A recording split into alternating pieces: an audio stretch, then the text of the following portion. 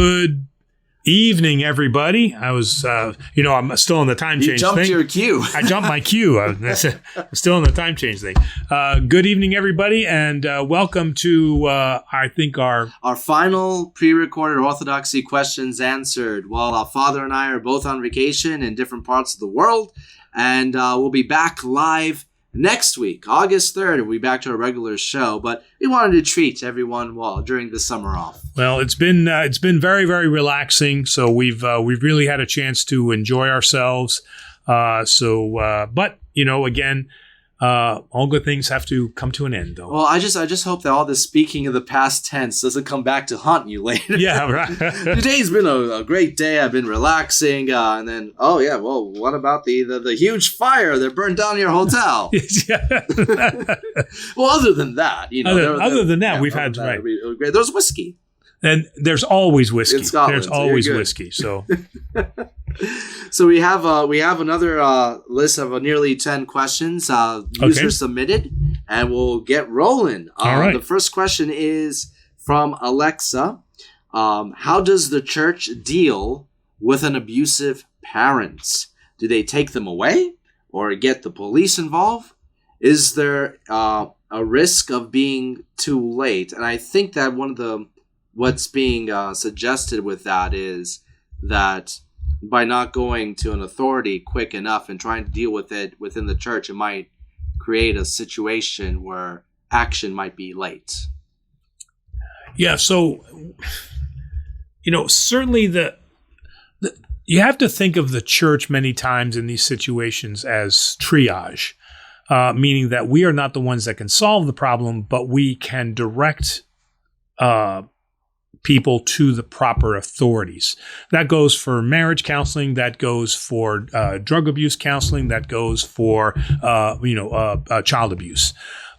We are not an authority in of ourselves, but we can certainly then make sure that protection and the necessary services that we can give access to that. So I wanted to start with that because we were very clear when I went to seminary that we as priests cannot operate or should not operate outside of what is our specific role.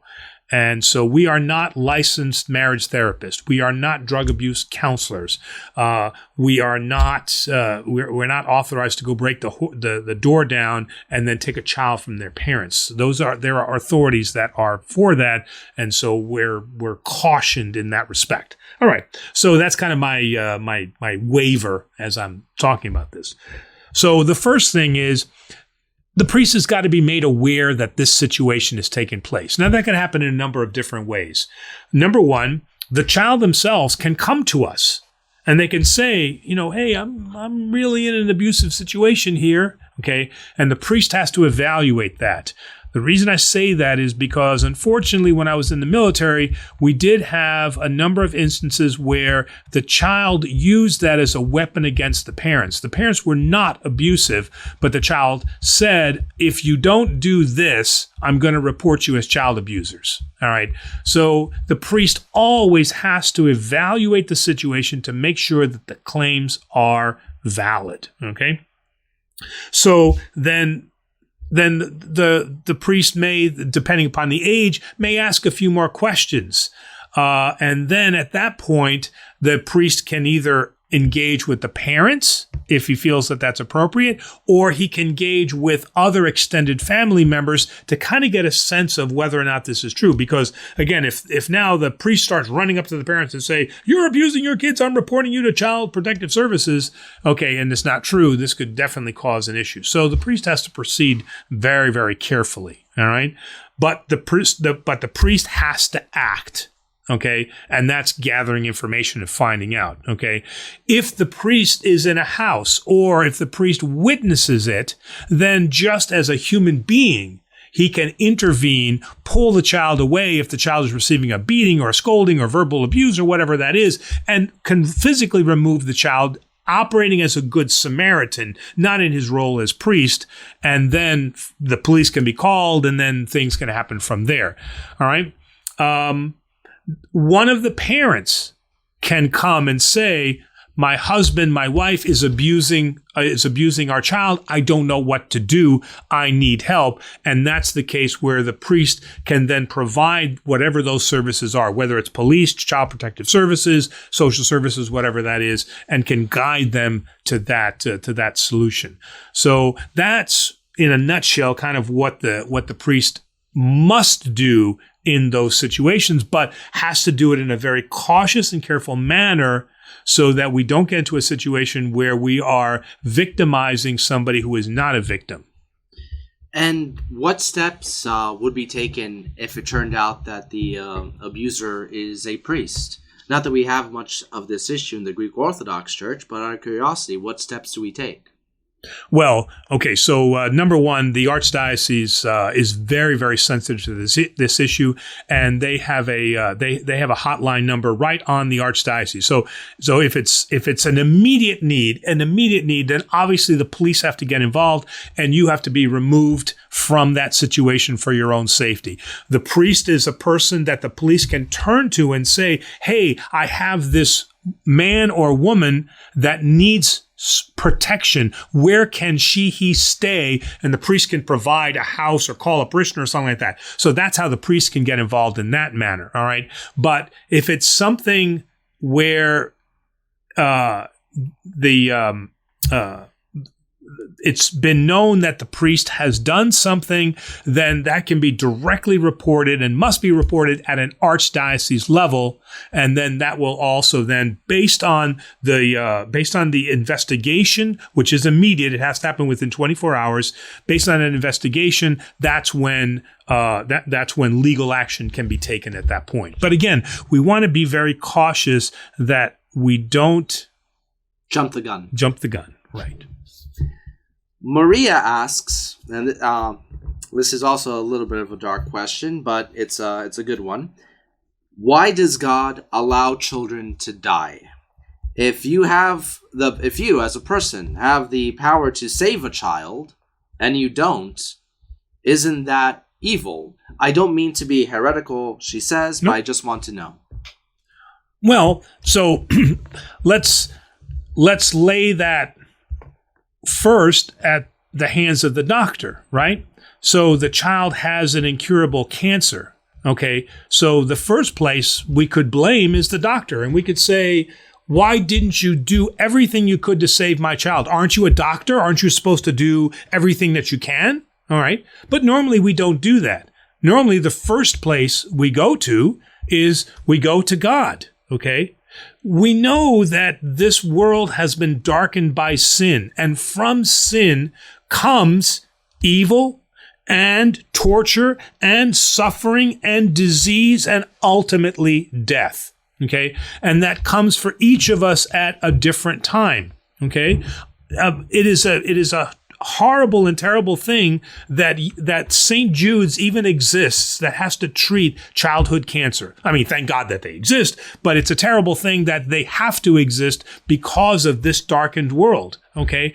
And as many times as there are children that unfortunately suffer and die, there are equally cases where a child undergoes a miraculous recovery. But that's not in every case, all right? We have saints who were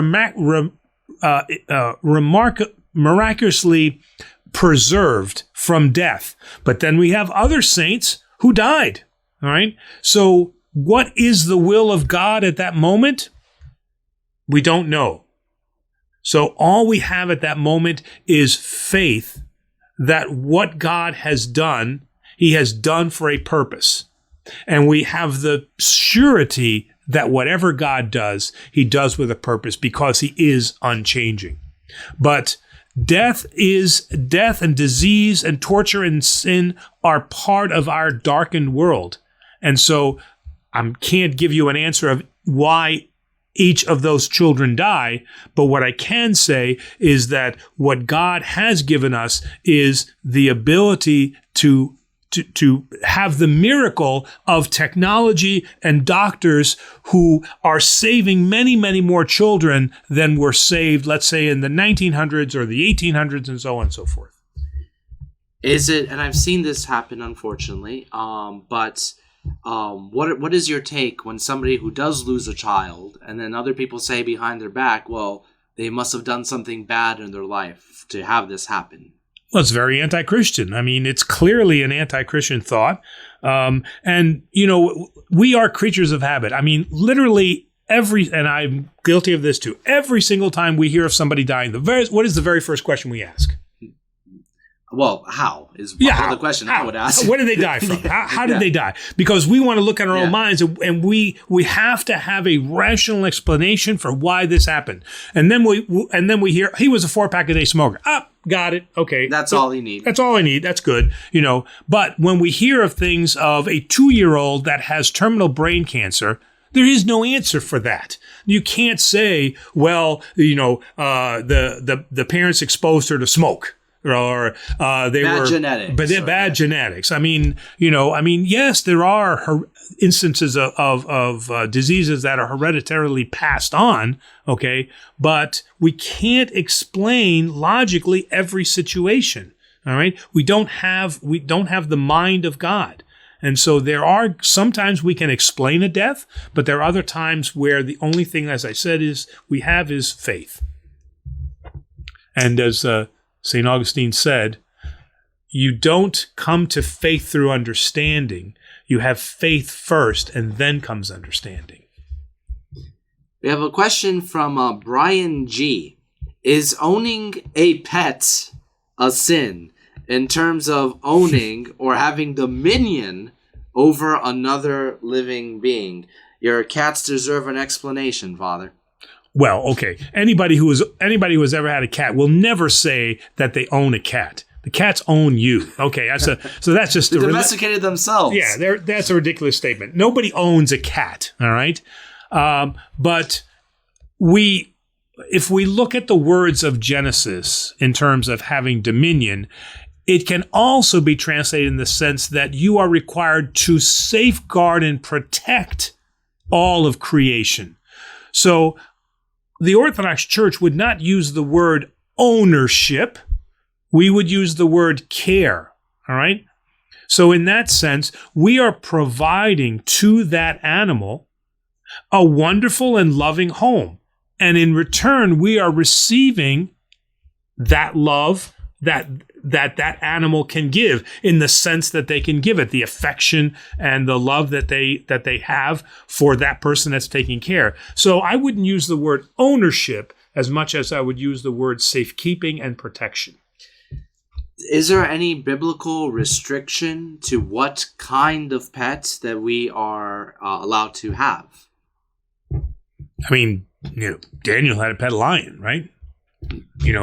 So no, there's no restriction that I'm aware of in terms of the type of pet that we can have. So although there's no church restriction, there are certainly legal restrictions. Well, the reason I even asked that question is I remember when I was a kid, I was a young boy. The boys want they want creepy stuff. They want snakes and stuff like that. And that tarantulas. I asked my mom, "Can I have a snake?" And she, obviously, I'm sure this was the excuse. And she's like, "Oh, no, not the snake, because the snake is the evil animal in Genesis." Not that I believe that any animal is evil, but that's the excuse that she would say. And it does say he took the form of the wisest.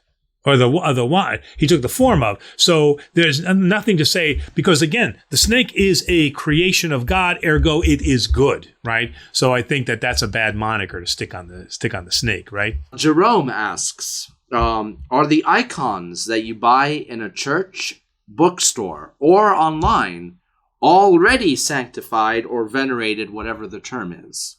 No. Traditionally, it is appropriate that when you buy that icon, you bring it to the priest so that he can do the blessing of the icon. Or what's more appropriate is that you bring the icon to the priest and that he places it behind the altar for 40 days. So that is the traditional practice when you purchase an icon. There's no way to buy a venerated icon? Because the people that make the icons can't necessarily do the blessing, right? So if he's an iconographer, he's just making icons and selling them. I mean, it's not like it's a kosher kitchen, right? Where he's got the rabbi that comes over and sanctifies everything, I'm just thinking that's not a bad business model. Add about $20 to the price, already. Oh, pre-sanctified. Yeah. I'm kidding.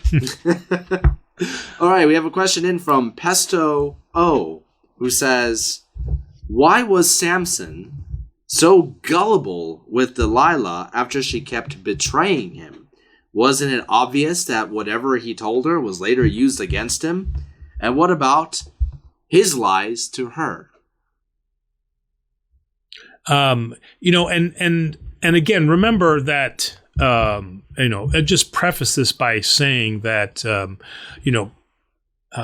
Hebrew scripture many times has to be understood from the idea of poetry, and then also from an educational purpose. Okay, so many times what we have is in the stories. Okay, not to say that they are not true, but there is a meaning and a purpose behind each one of these stories, so that we, as the people of God, can learn something. All right, so are we absolutely certain that this is exactly how it went down with Samson and Delilah? Okay, but what we do have is we have the core of the story, which is clearly true. But, do we know that each one of those times was an actual event where he was where he was betrayed, or he was gullible enough, or is what Hebrew scripture trying to tell us here is that see what can happen, that you can be tricked into now believing these lies when you turn yourself away from what is your purpose and what is the will of God. To emphasize a morality lesson, right, within the story. Within the story, right? Okay, and again, like I said, I'm not trying to say that the Bible is a fable. I'm not trying to say that at all. But because we do believe that these events are historical events, but we don't necessarily have to believe that this is exactly the way that it happened. Is that there can be a little bit of overindulgence for the purpose of teaching a moral lesson or an ethical lesson. Sometimes you have to be direct when you're instructing. And these are the methods that the Bible and ancient scriptures use to teach those lessons. They have to get to the heart of them. Right. And the Orthodox will never ever claim that the Bible is just a history book. That's not what it is. I mean, and if it is, then if it's only a history book, then the New Testament is going to be problematic because we have the Gardenez demon. In one story, it's two men. In another story, it's one man. Okay, what is that the point of the story? Whether it's one man or two men? No. The point of the story is what Jesus did, and that he exorcised the demons, and what the now healed men did. So that's why we have to be very, very careful, is not to treat the Bible as just a historical book. Beth asks, can Orthodox priests get divorced or separated? They can get, okay, so there's clearly cases of Orthodox priests being divorced. So the answer to the question is yes, they can get separated, and yes, they can be divorced. What becomes problematic is the Orthodox Church through Economia understands that sometimes, difficulties happen in marriage and that the couple will separate. Okay, separation does not indicate divorce. It indicates that there's a need for marriage counseling, there's a need for spiritual counseling, and the church and through therapy will work together with the couple to bring them back. That's always the goal. Okay, if it ends up in a situation where the priest is divorced, typically what that means is that the priest is still a priest, but is no longer able to celebrate liturgically. So he loses that privilege of being able to serve, because he's obviously not a model of the family. Now, certainly our archdiocese, together with the Patriarchate, is looking at special conditions and circumstances to grant mercy upon those priests, because If it's not the fault of the priest, meaning that the wife has been unfaithful, and the priest has now gotten divorced for what are the valid and canonical reasons for divorce, okay, then the archdiocese and the patriarchate are looking for ways that priest will still be able then to serve, and in some cases looking to see whether the priest would be able to even remarry. But those discussions are happening as we speak. We have a couple of questions in from Martina Jaro. I'll start with the first two and then end up with the third. Is premarital sex a sin? And is oral sex a loophole? They add asking for a friend. Well, okay. I mean, it's a really tough thing here. I mean, if not 100%, 99% of the marriages that I have performed in my priesthood, they have already been living together for a number of years. And I am absolutely confident that I'm not alone in this, and that my fellow priests across the archdiocese also experience this same thing. Okay? So, it's happening. All right. The church can say, that premarital sex is wrong. And that, if I could say, is going to be party line. Okay. Is that premarital sex is wrong. But we have to then decide, are we going to be hypocritical about this, or are we going to try to work through it? So if they are engaged in premarital sex, then they're outside through akrivia. They are outside the canonical structure of the church, and therefore they cannot receive communion, nor participate in any of the sacramental activities, such as being a godparent or being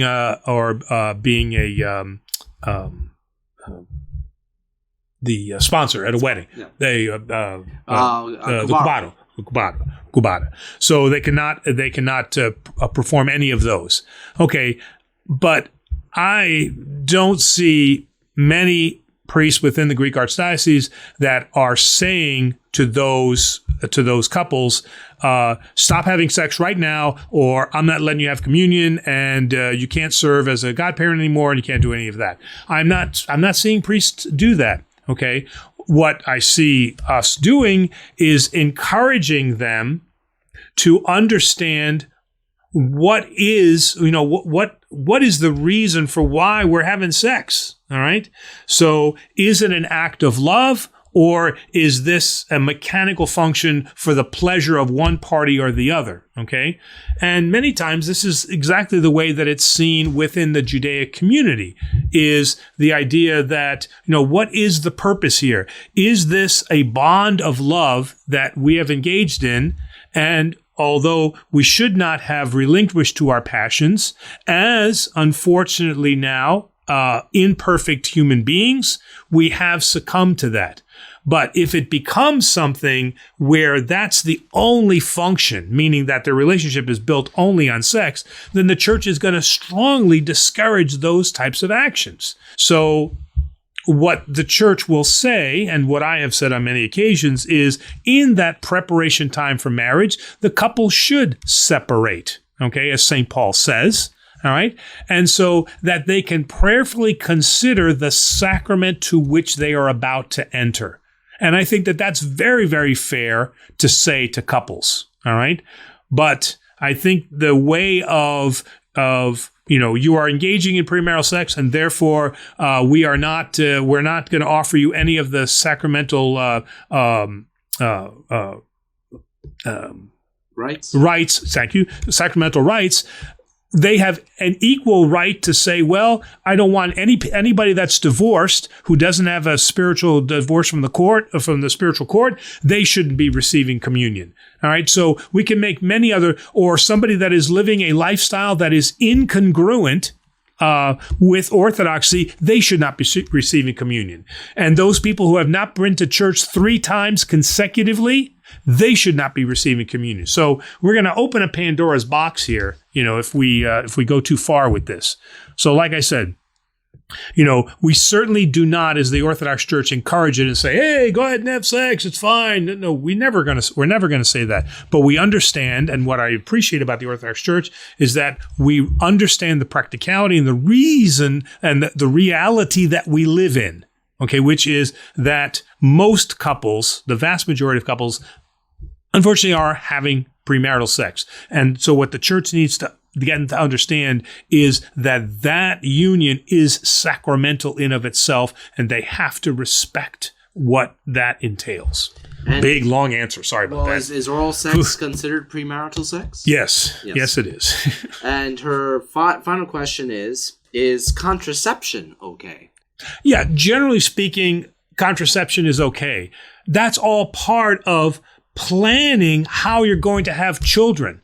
And it's okay to say we are not in a situation right now that is conducive to having children. My wife is still going to college, and the money that I'm making is barely putting food on the table. We're renting the house that we have right now. We don't live in a good area. There are a number of different reasons. The Church has no problem with you planning how you're going to have a family. And maybe that's next year. Maybe that's 5 years from now.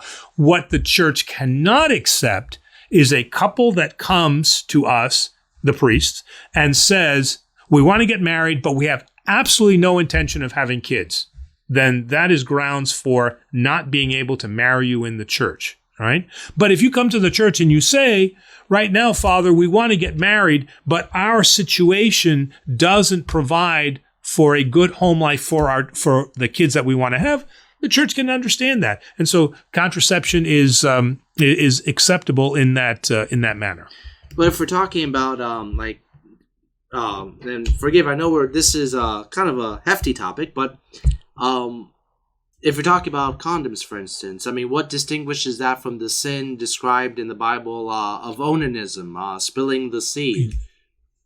I mean, isn't that essentially what's happening with contraception? You're spilling the seed? Well, yes, you are spilling the seed, but it was done for the purposes, specifically in those purposes, I think, of not taking on the responsibility of that Judaic responsibility of being the parent when I think the father died or something. The brother that died, right? So that was a specific act that was in violation of Torah law, but that's not what we're talking about here. All right. So a couple more questions. Are the parables real?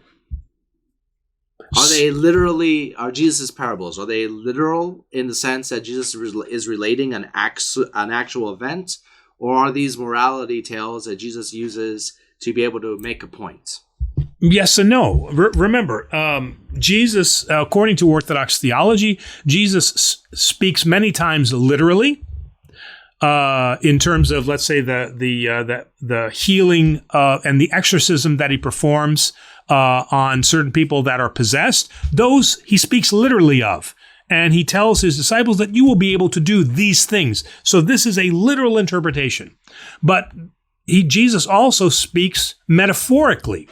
Okay, so he uses metaphors. He says the kingdom of heaven can be likened to, or your faith can be likened to a mustard seed. Okay, the faith is not a mustard seed. Okay, so that can't be taken literally, but the mustard seed becomes a good metaphor.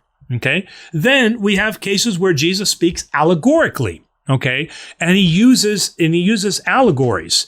So the one where he talks about that the father sends the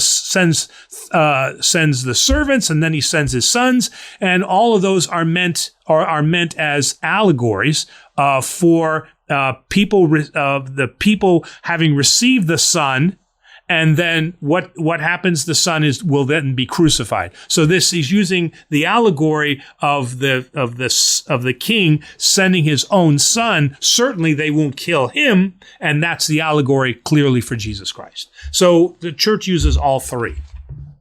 The church sees the Gospels as using all three. It would have been sad because if I wanted to say I have a lot of faith and just served a bunch of mustard, that'd be... Have faith that the mustard is... All right. Final question is from Demos, my own. You mentioned... I'm going to catch you on something. We've talked about using God's name in vain, such as saying, oh my God, yes, etc. Does thank God count? If it is said in a way that is truly meant to thank God, okay? All of the apostles, to include St. Paul, tell us, give thanks to God for everything. So there's absolutely nothing wrong in saying, thanks or praise be to God. But when we use it in a disrespectful and inappropriate manner, so I'm trying to think of a situation that would be disrespectful. Sarcasm. I got a flat tire. Thank God. I guess that would be one thing. I can't think of a case where somebody will say thank God for something, unless they're being sarcastic for something bad. Yeah. So sarcasm I could see being bad, or receiving something for personal gain and then saying, "Ooh, thank God," like a lottery ticket. Oh man, I won $1 million. Thank God. And then you use it for your own purposes, and you're not really thanking God because if you were truly thanking God, then you would offer a portion of it to him. Either you would donate some of that, you would give it to the church, you would give it to a charity. Okay, but thank God for giving me this that I will use for my glory. That's clearly disrespectful. So it all depends on how you're going to say thank God. And of course, Father, when you use it, it's always positive. Well, when I use it in the liturgical sense, it is always meant as a praise be to God. So. I'm just being a jerk. I just want to have some. Nope, that's good. That's good. Hey, by the way, with a lot of the questions that we had today, I want to again. You've seen me. You see me recommend this book by Father John Chrysavish. I'm not going to attempt. Chrysavish. Oh man, he's gonna see this and then he's gonna say, "Can't you pronounce my name correctly?" For the life of the world, towards a social ethos of the Orthodox Church. This is really a really great book because what it does and what we have been very lacking in is having a book that speaks about the Orthodox position of contemporary events in our world. The last book that I saw that did this, hold on, was Father Stanley Heracus's book, which was Contemporary Moral Issues, and this was published in the 70s. But here we've got a new book that talks about a lot of the modern issues that we face that weren't even present in Father Stanley Heracus's time, and Father John does a great job explaining this. If you're able to get your hands on this book, this is an absolutely great read for some of the sex questions that we had, some of the contraception questions, the biomedical questions, so on and so forth. So, yes, okay. Well, with that said, we'll be back next week live and back from vacation. So please help us with those after vacation blues by tuning in and asking some wonderful questions. We want to thank everybody for the questions were submitted. Yes, thank you very much for tuning in during the summer. We hope you all had are still having a terrific summer. We're looking forward to seeing you again, and we all wish Father Maggos a safe flight back home. All right, and I'm going to close by saying, remember, we got our golf tournament coming up on September 11th, so be looking forward to that. All right. Have a good night, everyone. All right. Night.